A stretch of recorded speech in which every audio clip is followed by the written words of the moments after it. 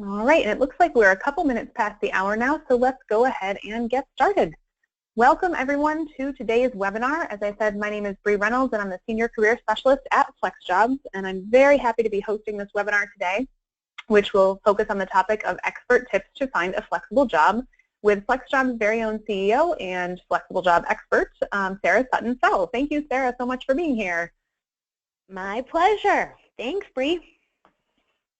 So before we go ahead and get started, I have just a couple housekeeping things to go over.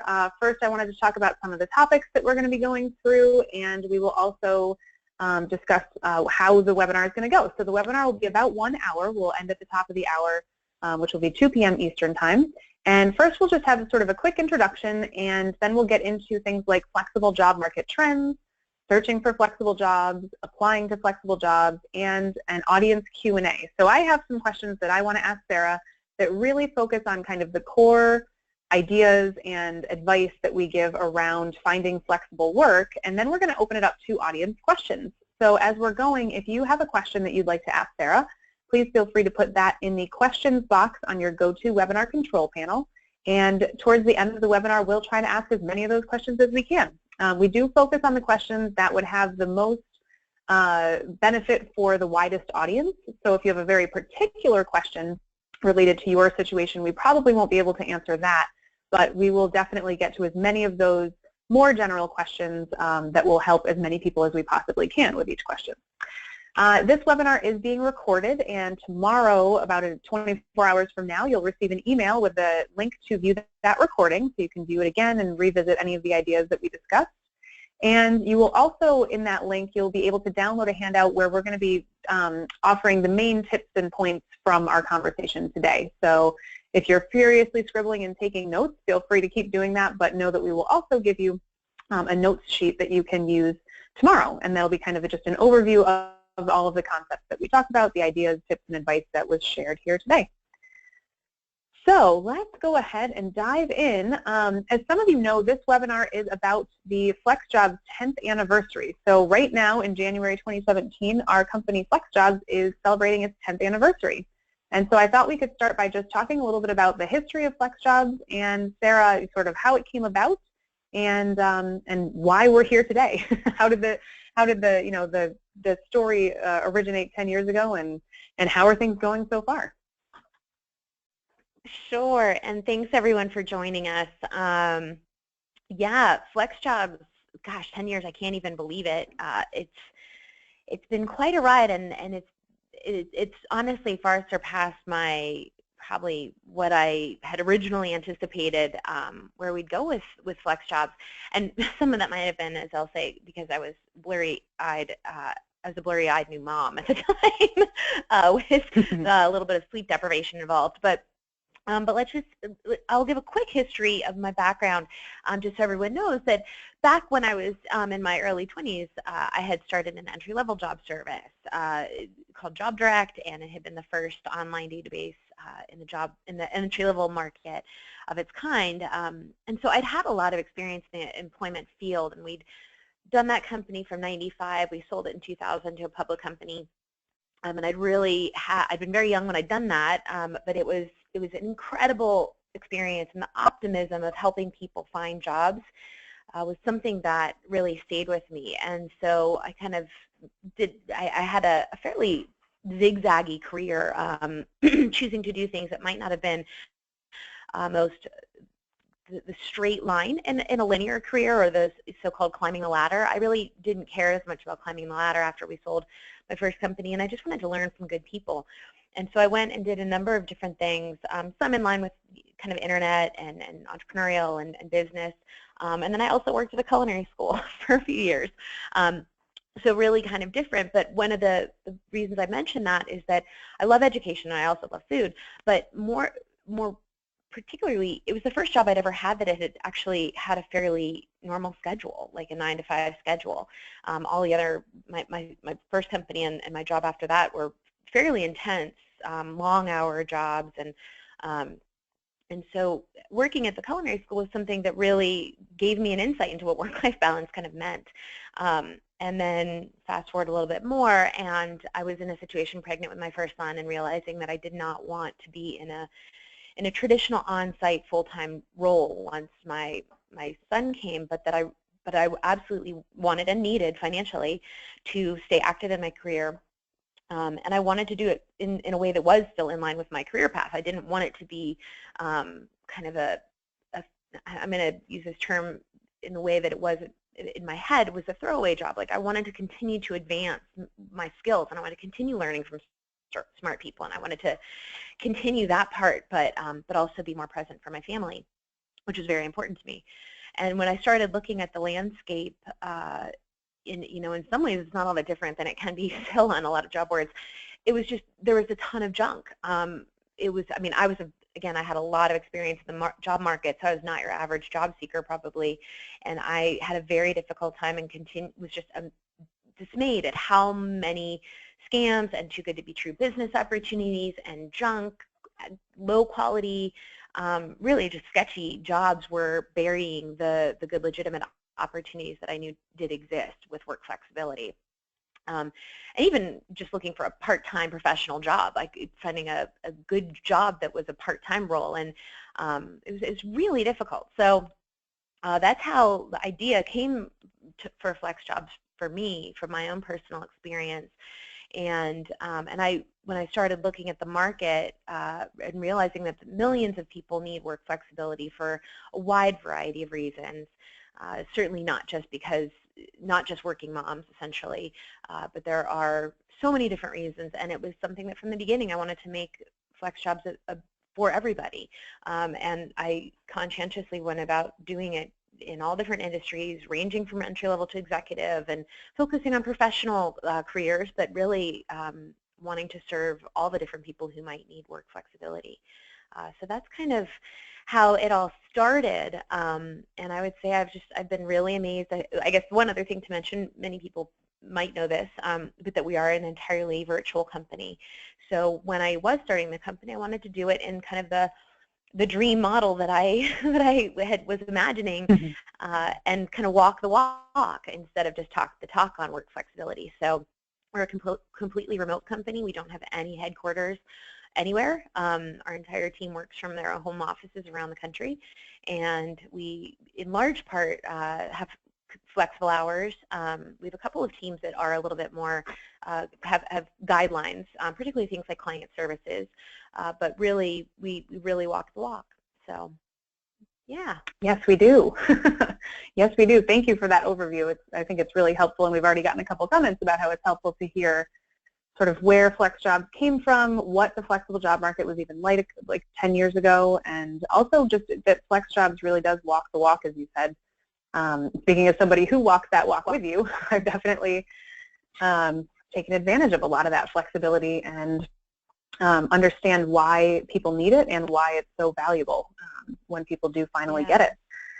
Yeah, so and Bree, with that in mind, no, I would just say, I actually didn't comment. I would say that we have seen a really a big expansion of the types of jobs that have been available in the last 10 years. You mentioned that, and you said there might have been a comment coming in on that. That is something that when we started 10 years ago, there were jobs in all different areas, but they were fewer at higher level positions. There were fewer in kind of probably some more broad career categories. Certainly there are a lot in some of the more historically popular fields like writing and editing, graphic design, development work, data entry, virtual admin, virtual admin jobs are very highly desired and actually not incredibly abundant, but we have seen more and more diversity of types of jobs and also depth in the market in all industries. Well, that is actually a perfect segue. I'm glad you brought that up, because the next thing that I wanted to talk about was exactly that. So what is the flexible job market like? What kinds of flexible work options are out there? I know you said it's definitely been growing, and even since I've been with FlexJobs, I've seen that expansion of industries and career fields and companies that are all sort of embracing this type of work. So what kind of flexible work options are out there? What are you seeing in terms of FlexJobs, the career fields, the types of flexibility? I guess in particular on this question, focusing on the types of flexible work, so people know that it's not just all telecommuting or all part-time schedules, but what is the mix of flexible work options out there? Yeah, well, kind of as I said, when I wanted to create FlexJobs, my goal was that it would essentially be anything outside of the traditional on-site set, like 9 to 5 traditional schedule job, so that it could be an alternative schedule job. So in some cases it could be an on-site job, full-time, employee status, but alternative schedule. So for somebody who, especially maybe dual, a working parent who has a spouse or a partner who could, they can juggle the schedule, and maybe it's an alternative schedule going from 6 a.m. until 3 p.m. or something along those lines.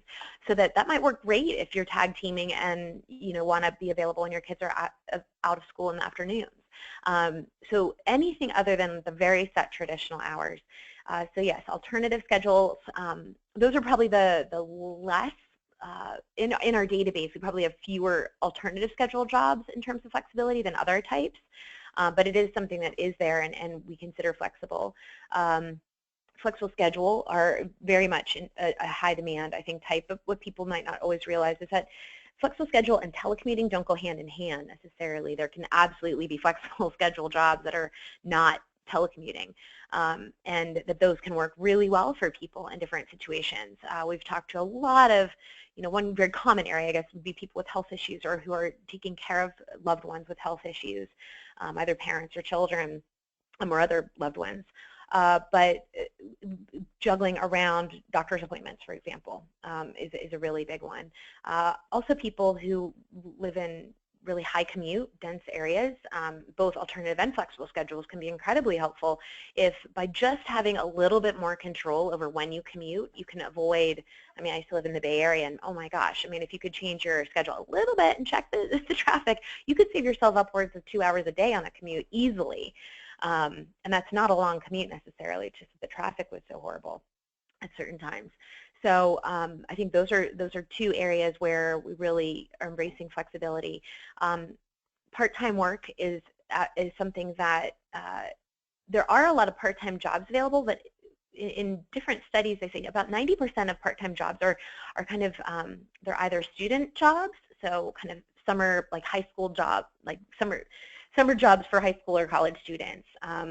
They're retail jobs, so specific hourly, kind of very low-level retail jobs, or kind of food industry jobs, which, having worked in the culinary school, I'm a big advocate for. I honestly believe everyone should work in the service industry at some point. It would make our world a happier place, more understanding. But that aside, I think that those types of jobs in many cases are not necessarily career path jobs, and so we focus on, in some cases they can be, and they're obviously very legitimate jobs, but we really do focus on part-time professional level jobs, such as a manager of marketing that's a part-time job.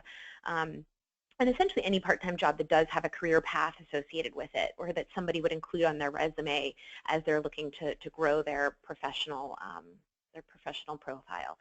So as opposed to babysitting or something like that, which again, legitimate job, but not necessarily where we cover that. So the last one is telecommuting, of course, and that's often actually the first one that people think of. But telecommuting, I would say that the big misconception about that is that it's either all or nothing. You either are working from home 100% of the time or not at all. And really, the vast majority of telecommuting jobs that we see have some level of geographic requirement. So either you need to be in a certain city, state, region, country, and it's not just completely open, and then have some level of in-office requirement. To some, well, actually, not all of them require something in office, but they might have some training, or they might have some kind of occasional coming in for meetings, or requirements such as meeting with clients in certain locations, things like that. So it's a kind of a hybrid. But having said that, there are also telecommuting jobs that are entirely 100% telecommuting, of course. But I think that it's important that people know that that type of work flexibility really runs the gamut. So it's something that if you like telecommuting, but maybe you don't want to do it all the time, or you still enjoy being around your colleagues, or I think that that is actually going to be the most common model when it comes to telecommuting as we move ahead. I don't anticipate that most companies will ever be like we are, that it's entirely remote. although we do meet up with our teams a couple times a year in retreats and things like that. But I don't think that most companies will do that. I do think that most companies will have a hybrid model where you meet with your colleagues, or you do go in the office sometimes, or those types of things. Very interesting. Yeah, thank you for covering all of those different types of flexibility, because I think it is important for people to know what's out there and understand that they have multiple options. There's really, no one way of even doing, like you said, telecommuting. There can be multiple ways to telecommute. It doesn't have to be all or nothing, and there can be many combinations of flexibility. It doesn't have to be just one type of flexibility. So good for people to know. And that kind of brings us to the next question, which is when you think about all these types of flexible work options, how can someone actually identify which types or type of flexibility would be best for them and their particular situation? There's two things that I think are most important. One is be honest with yourself. Good rule of thumb in general. But really looking at your situation, I think we're talking about telecommuting or working from home. A lot of people tend to think, oh, that would be so great. I'd love that. But they might not stop to think that, first, do you have a place where you live that you can be quiet and focused and not interrupted? Are you set up for that type of situation? And are you set up for it all of the time, or for whatever hours you would need? I think the second is being open to the situations. Again, you might jump to a conclusion that, oh, that sounds so great, but really, if you're I'll go back to working parent simply because it's easy. It's very relatable for a lot of people, and as a working parent, it's very prevalent in my mind. But take the concepts and apply it to your particular situation. But for me, my kids are in school. They're of elementary age, so they're in school most of the day. I do work full-time, but if I didn't want to work full-time and I could work part-time, I'd be fine working part-time maybe at an office. I don't mind. That totally would work. Could I also work from home? Sure, because I do have a home office. But keeping your options open and not saying, arbitrarily being like, oh, I just think work from home is great, and that's what I want to do. But if you really are looking for opportunities, and as you look for a career path, people look for different criteria in a job. They want to enjoy it. They want to feel passionate about it. They want to obviously earn a fair wage, something that works for their family and themselves. Maybe other benefits are important to you. So by keeping an open mind on the types of flexibility and the type of situation, you'll have more options, basically. Same thing, a flexible schedule can work for a lot of people. I think that just really looking at each one and seeing which would work for your situation, and then from there kind of prioritizing which is the most desirable for you.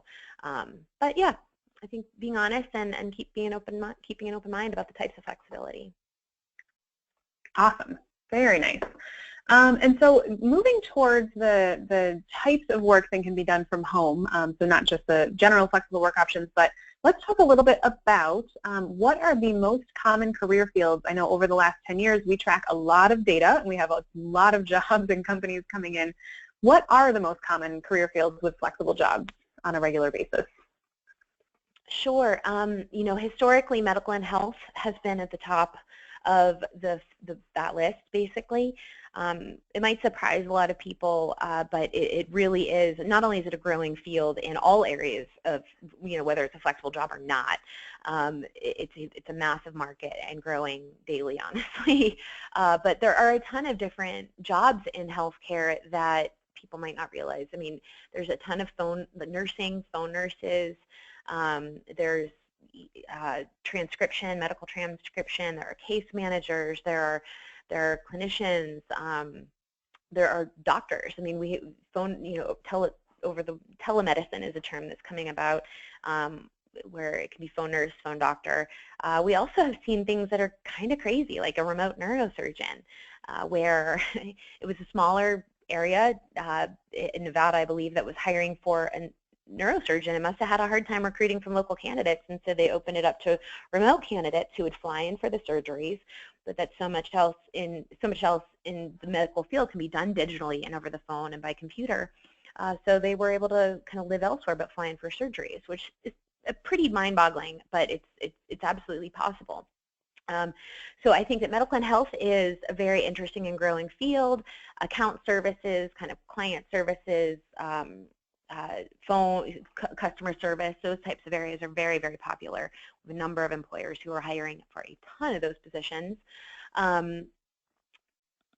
Web and IT development roles, of course, are also a massive growing field, but also social services, media, finance, design, education. Education is one that we really do talk about as well, with all of the online education that has really gone kind of gangbusters in the last 10, 15 years. There's tons of roles when it comes to whether it's tutoring, to grading, to testing services, and coming up with questions for tests, or grading questions for tests, to professors and adjunct faculty and high school, all kinds of different professors. There's even roles such as virtual golf instructors. So education can be taken in a lot of different ways, but there's lots of different variety there. Yeah, absolutely. I remember seeing some of those surprising ones come in. And we actually, for anybody who's interested, if you're on FlexJobs, you can look at a list of 100 surprising flexible jobs. And we keep kind of track of, 50 current jobs that are fairly recently posted and are pretty surprisingly flexible, and then 50 former ones that are sort of the most interesting and surprising ones. But it is really surprising what jobs can be done flexibly. Yeah. I mean, it's crazy. I'm looking through, I like to browse through that list at different times. And for some of the telecommuting ones that are a little bit more surprising probably, one is let's see, this is a senior natural resource specialist for the Virginia Department of Transportation. So probably both a surprising role and a surprising employer for that role. Yep. And that is a remote option job responsible for planning and implementing environmental programs, maintaining subject expertise, and developing reports. So there's all kinds of different ones. Yeah, switchboard operator. Oh, here's an executive director role for a chorus, a choral company. There's an online automotive service technician right now. So if you know somebody's really good with cars, and there's actually a lot of information in resolving problems over the phone for that. So it's quite interesting. There's a freelance stationery designer. Keep your mind open. I definitely highly recommend you go to the site and check out the 100 surprising jobs. It's always a kind of fun read. Yeah, absolutely. And I think if nothing else, it really gives you a sense that my job might be done flexibly. You know, certain career field that you're already in could be done flexibly, or if that's not the case, or you're looking to switch careers, there are a lot of options out there for different types of careers that can be done flexibly too. So it's a good morale booster for sure when you're searching for these types of jobs. Speaking of searching for these types of jobs, one thing that comes up a lot with the work that we do are the keywords that people are using to search for jobs. So can you talk a little bit about sort of the best and worst keywords to use when you're searching for flexible work, and then why are some keywords not good to use in your job search? Yeah, I mean, obviously, when you think of the term keywords, we don't mean to make it sound so, calculated, I guess, but it is a strategy. And when you're looking for words, the types of terms you type into Google or into really any job board, or including FlexJobs, although we do a lot, we take out the worst, of course. But the two worst ones in general when it comes to flexibility would be work from home and work at home. So if you're looking for telecommuting or work from home jobs, work from home and work at home, those phrases tend to be the ones that scammers utilize the most. They've also been on the FBI's top 10, most kind of like scam-ridden list for words, most common for scams. So those two, it's not to say that all jobs that use the terms work from home are scams. I'm not indicating that by any stretch, but it is the ones that when scammers are trying to get rank, to show up in results, those are the ones they use because those are the most common. So just be aware. I recommend playing with them in your field, but I generally steer people away from those two terms and instead maybe use telecommuting, telecommute, remote, and other terms like that. Even work from anywhere, or work, home-based work, or even at home is better, and you can use quotations around that to keep the two terms together. It still will bring up work at home to some degree, but it's you know, I think that there's just a variety of different ways. I also would be as specific as you can in job titles. So if you're looking for a marketing role, what kind of marketing role, and not just typing in marketing telecommuting jobs or marketing work at home jobs, again, would be the worst, or one of the worst. But I think that trying to be as specific as you can, and use quotation marks if you're not accustomed to doing that. That essentially tells Google or whatever search you're using, it's global, that they want the results to keep those words together in that exact phrasing, so that it won't be pulling work from one part of the page you're coming to, and then home from a different one, and marketing from a different area. So it'll give you more refined results. And I know, Bree, that on the blog we've done a number of different kind of tips and tricks that are pretty in depth on that area. So yep, absolutely. Check those out as well. Awesome, thank you for that. And speaking of scams, you know, one of the main things that FlexJobs tries to do is keep people safe from those scams, to educate job seekers about what scams are out there in terms of job scams, and to also, as a FlexJobs member, when you're searching for jobs on the site, to create that scam-free place to find flexible jobs. So what should job seekers know about job scams, and what to look out for when it comes to those sorts of things? Yeah, and you know what, Bree, I kind of just realized I didn't even mention, for the other keywords, so I'm just hopping back to the last question really quickly. Oh, yeah. But for the other types of work flexibility, so work at home and telecommuting are obviously not the only type. So if you're looking for other types of work flexibility, using the terms part-time, flexible, alternative schedule are all fine to use. I didn't mention those because they are not ones that are scam bait, as we refer to it. They're not ones that scammers are really heavy into. I would say that for part-time jobs, again, there are, you know, 90% of the part-time jobs are not generally professional level. So I would, again, focus on those job titles, or as more specific parts of the role that you can, and play with it. The fewer keywords you use, the broader your results. The more keywords you use, ideally, the fewer results you'll get, but ideally the more targeted. So sorry about that, but I didn't want to leave everybody else out who wasn't, and just, yeah. So no, that's great. I'm so glad that you remembered that too, because we talk so often when we get into the scam conversation. It's really focused on like work from home scams because they are so prevalent. But sometimes we forget to mention that the other keywords are actually fairly safe to use when you're searching. And yeah, so in talking about those types of scams, what should job seekers look out for? What sorts of things have you seen when it comes to scams, and what are some of the telltale signs? Yeah, I think this is one of those areas where the first thing people think is, oh, I'll be able to tell. I'll be able to identify the scam, no problem. They're obvious. And, you know, I would say 9 times out of 10, you're right.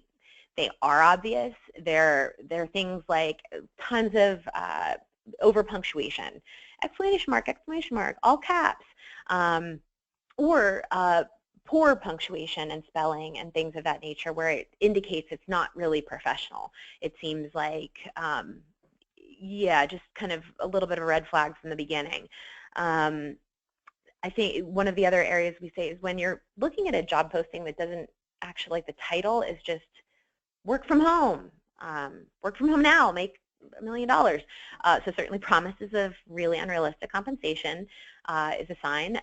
But also when there's not a job title, whenever you're applying for a legitimate job, it should have a job title, it should have a job description, it should have skill requirements, it should have information about the company, it should have company URL and company name ideally. I know there are quite a few boards that do anonymous postings, and I would be cautious with those for sure. Those are really, especially sites that don't screen the employers like FlexJobs does. But that's basically a wide gaping hole for scammers to get people's information and just say they're anonymous. So generally, you want to look for a company name. You want to check that company names or the company on the internet. So if it's I'll use United Healthcare. If it's United Healthcare, I would even something simple is go into Google and type in United Healthcare and see what website comes up, and then compare the URL or the domain name in the kind of the www dot, line, and then compare that with what is in the job posting, because this gets to the less obvious scams. The really obvious scams, yes, they're overpromising money. They're telling you that anyone can apply. You're going to be hired. Blah blah blah. Very easy, glaring kind of stuff. But it's the other sophisticated ones you have to be careful for. And this is something where the companies, scammers, will actually buy URLs and domain names that look like another company. So United Healthcare, for example, and this did happen with United Healthcare, so I'm not picking on them arbitrarily, but where the website they bought was unitedhealthcare-inc.com, whereas United Healthcare site is not that. And so if you type in the company name into Google and just see what comes up first, well, and not in the ad section, actually the organic section. This is a little complicated, but do be cautious of ads that different search engines and other website and other job sites, honestly, integrate into the search results, because ads can be bought by scammers, and so they can get placement. If they're paying top dollar for those ads, they can even sometimes get placement above the legitimate company. Most search engines like Google will weed those out, or that won't be the case. But look at the organic results and compare. Make sure that it's the same company, basically. So you do want to look if it's a company listing that has, or a job posting that has, send your resume to so-and-so at gmail.com or hotmail.com, that's also a sign. It's a red flag, at least. Again, doesn't mean it's definitely a scam, but it's something that you're not sending your resume to the actual company domain, and why. In some cases, recruiters use their personal emails or other @Gmail generic kind of emails, but really you want to be ideally looking for the company, the emails that have the company domain in them. What I kind of recommend as an overall strategy when you're looking at scams or considering them is to be on guard, first of all, and look for red flags. If you see one red flag but everything else looks totally good, then maybe it's just the employer didn't know best practices. And we do come across that with good legitimate employers, especially smaller companies who might not realize there are certain things like most companies should realize not to ask social security number, at least not during the application process, but that still does happen.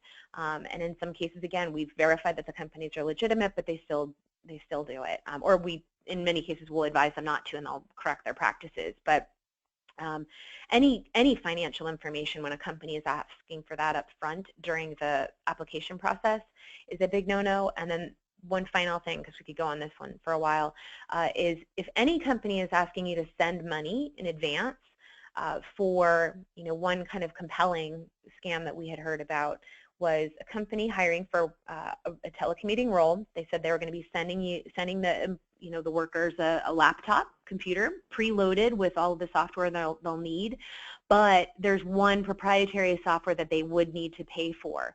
So they told people to send the money in for the software, and then when the computer arrives and when they get set up, they would be reimbursed out of their first check, or in their first check. So the dazzle of getting the free computer sounds great and kind of gets people's guard down a little bit, but the fact that they had to send money in advance of that was the scam, of course. And so there's a lot of different things. I mean, I could go on and on. Bree, is there anything I've missed? Because I know you write a lot of our blog posts on these as well. Anything? Yeah, no, I think that really did cover it. It really, and I liked what you said specifically about like sort of looking for different red flags, and if you find one red flag but everything else looks good, that red flag might just be an error on that company's part. It might be a legitimate company and they just don't understand that this practice that they're using is not a good practice to use as a company, but that otherwise they're fine. But it's sort of the more the red flags come in, the more research you really should do. And it is sort of counting your red flags, seeing how many of those really pop up, and seeing what your gut reaction is. I know I've heard from a couple people who have been scammed before, and each person has said that at some point in the process they felt like something was off and that they were concerned, they weren't sure if they should move forward with this company, that something just didn't feel right, but that the lure of the job and the promise of gainful employment and not having to job search anymore, because I don't think anybody loves to job search, all kind of push them forward. They push through that feeling of uncertainty, and they wish they had listened to their gut. So I think that's another thing, is if you just feel like something is off, take a step back, take a deep breath, and do some more research before proceeding. Just listen to your gut for sure. Yeah, and two last things I guess I should mention. One is that I mentioned typing the company name into Google to see the real company's URL or domain name, but also typing the company name in that's advertised in the job posting with the word scam. That also will bring up, again, it's not foolproof, but it brings up a lot of, it'll bring up chatter usually if there is something out there about that company that's suspicious. And then the last thing, if you are seeing these red flags, you can always feel free to email it over to us.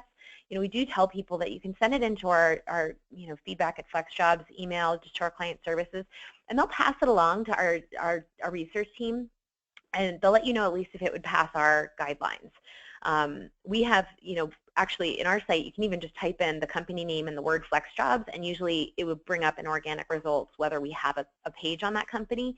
And since we have over 40,000 pages, we have looked at over 40,000 companies in the history of FlexJobs and approved them as legitimate, flexible employers. And so if you type in the word FlexJobs in the company name, it usually will bring up whether they're in our system or not, which means it's a good sign if they are. Yep, absolutely. That is a really good search to use, because then you'll really get a sense of, also if you find that company in the database, the history of their flexible job postings, what they've posted in the past, types of flexibility that they offer. So it can kind of, if nothing else, open you up to the possibilities if it is a good company. Yeah. Good idea. Okay. So actually a couple people wrote in some questions about this next topic, so I can tell it's kind of one that people really want to hear about. It has to do with formulating applications for flexible jobs. So you've gone through the whole process, you've found a legitimate flexible job, you're ready to apply. How can a job seeker make their resumes or cover letters stand out for flexible jobs? What are some of the things that they can do to kind of put themselves out there as a flexible professional? This is a tricky question to answer in a very broad way, I guess is what I'll say. It depends a little bit on the type of flexibility you're looking for. It depends a little bit on whether the job posting has included any information or not on this. It depends on whether the company has information on their website, so even if it's not in the job posting, but if you go to that company's website and they say that they have a policy on flexible work that you can research versus necessarily stating it too strongly in your application. So if you're applying with a company and you know that you really want to work at that company, or you've seen their job posting and you're crafting the perfect cover letter, and you've looked at their website, which you should always do. So number one is always look at the company's website and do a little research before you apply to any job, in my opinion. I would highly recommend people focus on fewer job applications and spending 10 to 15 minutes looking at the company's website first. To find out, hey, is this a company you really want to work for? Why waste your time in setting off an application if not? Also, by looking at that company and getting a little information about them, that will better allow you to customize your application. And even doing things like that, mentioning an article that you saw on their press page, or mentioning that you saw that they offer flexible schedules, and that's something that you believe in as well and are really looking for. Commenting on different products or services they offer that you find really exciting and why. Those types of things make you stand out. So I think that's in a general sense, not just flexible work, but you can certainly keep an eye out. And bigger companies especially, but also smaller companies that are more progressive will list if they include different types of flexibility and how integrated that is into their culture. In which case, if it's integrated in their culture, you don't have to make a big play for it in your cover letter or resume, because it's something that you already know is really part of their culture and will be on the table.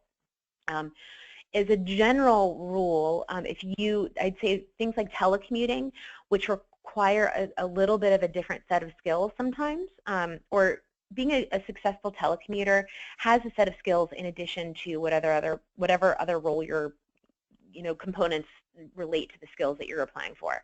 So telecommuters should, ideally, if you have experienced telecommuting before, include that. I've even seen resumes where people include it as a bit of a separate section at the top of telecommuting roles, so that I know that this person has worked in them, and here are the different roles that relate. In the case that you don't have that situation, that's fine, but I would emphasize at some point in either your cover letter or in your resume, and cover letter is probably a good place to do it, is to say that you have a dedicated, quiet space from which to work, and that you understand that that's important, basically, because keep in mind, employers aren't allowed to ask, just according to HR law, that whether your marital status, whether you have children, etc. So they can't say, "Are your kids going to be running around at home?" In the background. So you want to, but offer that up. I mean, if it shows that you're prepared, it shows that you take this seriously, that you're thinking through the different elements. Also speak to the, what technology setup you have in your home. If you have dual monitors, or if you have a scanner, if you have these different components that you are set up for a home office, I would include those. And some of the other skills that for telecommuting that are really important, and I would include, or certainly keep in mind in how you convey this in your cover letter and resume, are proactive communication, being comfortable asking questions, being organized, and self-disciplined are all traits that are very desired in a kind of remote role. Otherwise, yeah, just triple check all your typos, all those kinds of details, etc. I can't tell you how many copy editor applications we've gotten where there are typos. Again, this is across the board for any job, but really, I think especially flexible jobs, because they are a little extra competitive in most scenarios. I mean, these are highly desired jobs. They're very possible to get, but you've got to set yourself up for success. Anything else Absolutely. you'd add, Bree? Yeah, you've some great career background. I think that covers all sort of the main points. I would say I know what I've seen with some folks, whether or not you have a background in working flexibly, there are ways to kind of position yourself as somebody who could work flexibly. So Sarah mentioned for telecommuting in particular, putting the skills down on your resume that you have or the technology that you're comfortable with. And I saw someone position it on their resume as, I think they were very obvious. I think they said something like relevant technology skills for successful telecommuting. And then they had the list of, dual monitors, quiet home office, high-speed internet, familiar with X, Y, and Z software and all that kind of stuff. But it really just made it so obvious that, this person didn't have previous at-home experience, but they at least understood and were familiar with a lot of the things that will make you a successful telecommuter.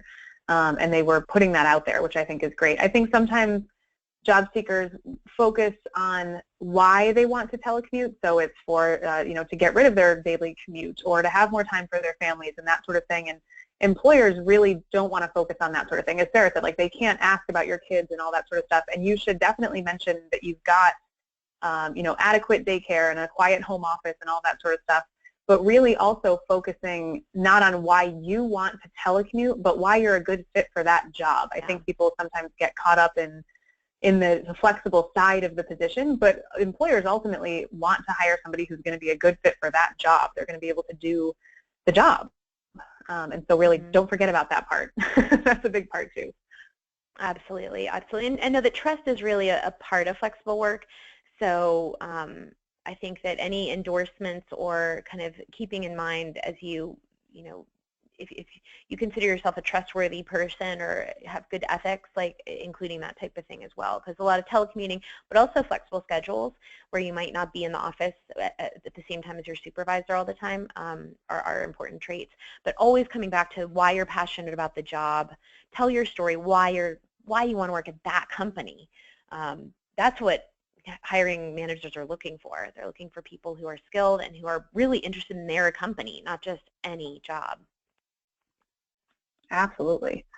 Well, that I think is a good point. I think we've come to all kind of the main questions that we wanted to cover before opening it up to audience questions. And we've got about 15 minutes left, so let's go ahead and see what people have out there. There are a lot of questions have come in. The first few questions actually were asked by folks who either are retired or are over 60. A couple people mentioned they're looking for either retirement jobs or flexible jobs for retirement. And so what are some of the tips, Sarah, that you have or just thoughts to share with folks who are looking for flexible work as a way to either stay active in retirement or bring in extra income, or maybe all of the above? But what kinds of positions are out there, and just general tips for that crowd? We have a bunch of people who fit that.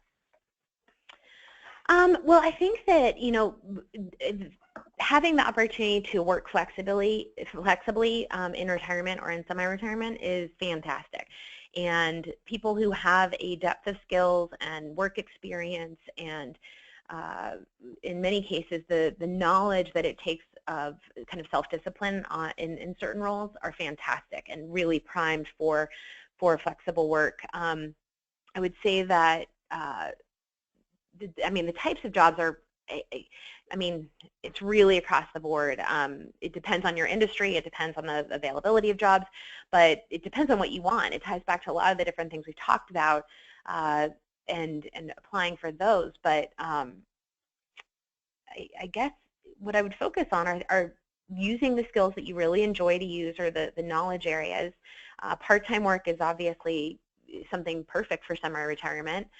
We've also talked to a lot of retirees who want remote work so that they can travel in their retirement, and we've even, RVing or just big international trips or whatever, visiting their grandkids, being able to be more available to help out their younger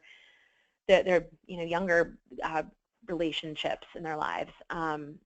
It's hard for me to say what kinds of jobs to go for, because it depends on each person's skills. I don't know, Bree, if you have any, I don't want to say customer service, but if you've never done customer service before, that really might not be a great fit, even though it's a really good flexible schedule role. So I don't know. Yeah, I think what I've seen as far as like retirees or people who are getting close to retirement is really, I know like Nancy Collimer and Mark Miller, a couple career experts that we've worked with, have talked about that kind of second act, or the giving back period, where sometimes you're looking for work that's a little bit more meaningful for you. So I think what Sarah was saying, it really comes back to that why. Like, why do you want to continue working, and also what do you want to do? Do you want to continue to apply the skills that you've built up over your career, working in kind of the same field, or do you want to work on some new skills in a new field and start at more of a kind of entry level? I think both options are totally possible. It just really depends on your interests and what you want to do with that time, and also kind of investigating some of those more popular career fields that offer flexible jobs a lot, and really seeing which ones of those would you be interested in. I've seen, certainly there's writing and editing that people like to get into. Education is also an area, because you have such experience, and kind of being able to teach a next generation about the types of experience that you have, and all of those are very flexible. And then, of course, there's just the main career fields that we've talked about too. So I think answering that question of why do you want or need to work as a retiree, and what do you want to do? Do you want to continue doing what you've been doing, or try something different? And those will kind of guide you in actually picking specific career fields. Yeah, thank you, Bree. I know that's why she's our senior career. No, I love it. I'm pleased. Yeah, I've learned over the past, well, I haven't been at FlexJobs for 10 years, but 6.5 years or so, I've learned a ton from Sarah about the flexible job market and all of this sort of stuff. So pretty much anything that I have to say is something that you've probably said to me at one point or another, and it's in my brain somewhere. So let's see. Oh, we do have also a few military spouses on the webinar today, and just wondering, looking at particular work that fits the military spouse life, which includes a lot of different moves and unexpected moves for sure.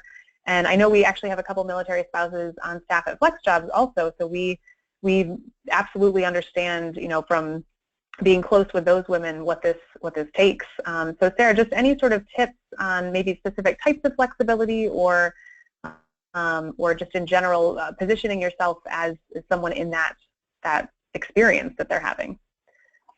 Sure. I think that the number one issue or complication that comes up for military spouses is, of course, being relocated.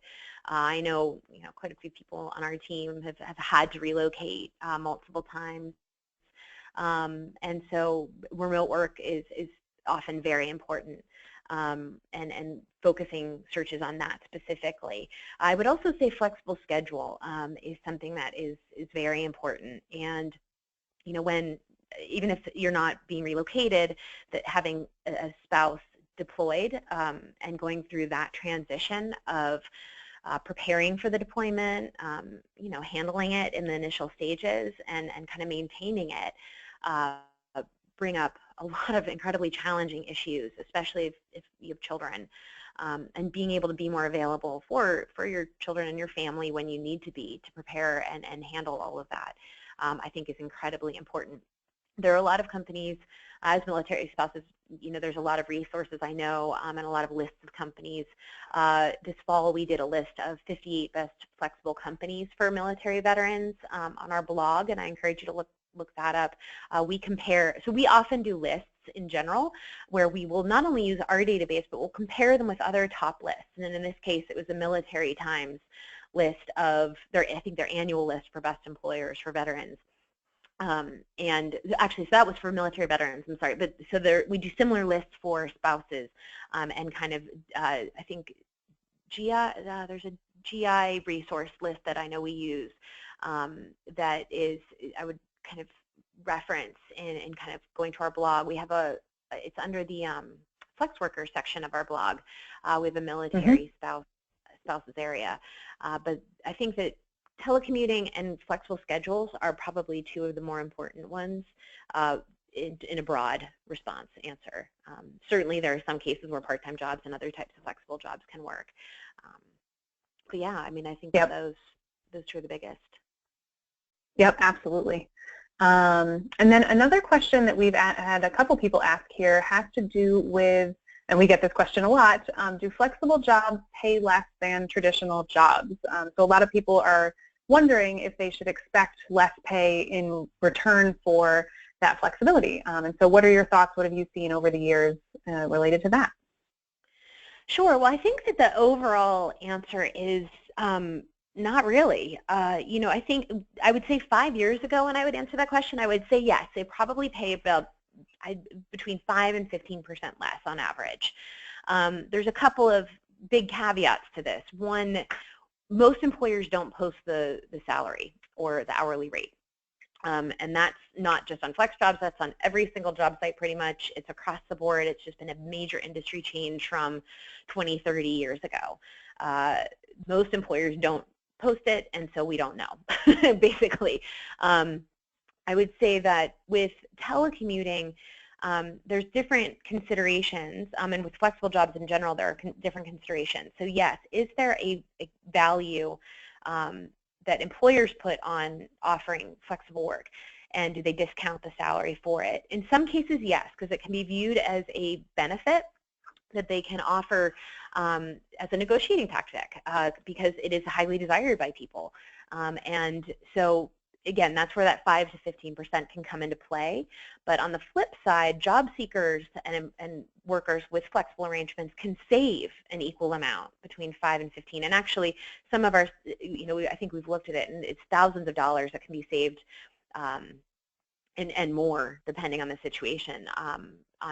If you're telecommuting, you're saving on commute costs, you're saving on business attire, you're saving on dry cleaning bills, you're saving on meals eaten out, you're saving on a whole, in some cases, childcare. Not childcare, I don't recommend working from home and trying to watch your children. I just mean the childcare during your commute. If you have a 2 or 3 hour commute, you're paying for extra childcare for 2 or 3 hours every day to cover your commute. That's a lot of, that adds up. So I would say that there are very real cost savings to job seekers, and to consider that in the equation and to look at it as a whole. Because in survey after survey we've done a super survey for 5 years, and every single year it comes back with a substantial number of people willing to take a pay cut in exchange for flexibility. So what that tells us is it's a win-win. So even though the actual salary or hourly rate might seem slightly lower, the net positive is quite a bit more, both in probably actual economy, so the finances of it, but also in terms of the other life benefits of the flexibility. And then I also will absolutely say we hear from job seekers regularly who get paid more than they would have been able to find in their local economy. And that can be because, especially if you're in a rural or depressed economy, locally, you can open up your job search to be working with companies that are in areas that pay more competitively. Certainly if you work in Kansas or you live in Kansas and you find a job with a company that's based in New York City or LA or any big urban area, they most likely pay more, but they're happy to pay a little less.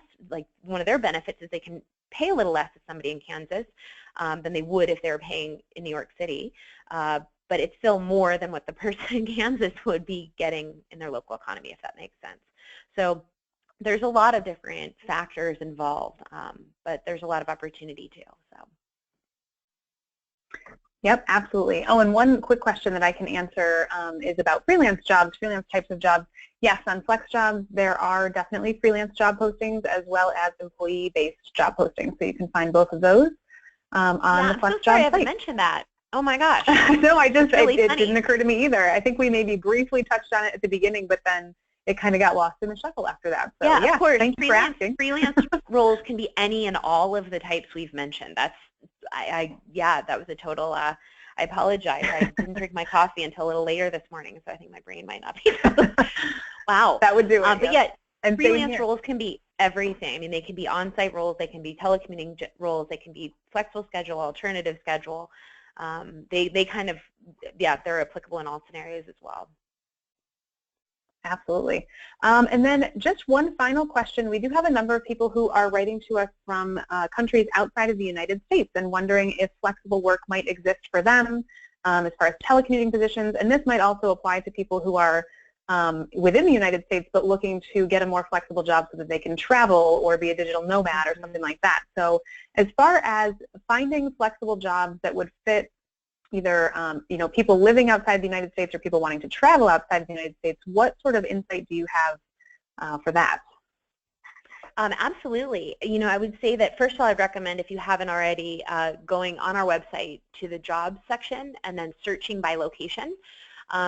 The first link on that page under the map is anywhere jobs that can be done from anywhere in the world, and then it breaks down by country. And if it's broken down by country, they're looking for candidates in those countries. We don't have all countries listed because of the volume isn't substantial enough to have pages to each individual, but then there's other international jobs and they'll be listed there. I will say that the jobs that can be done from anywhere in the world are fewer. It's just a smaller pool.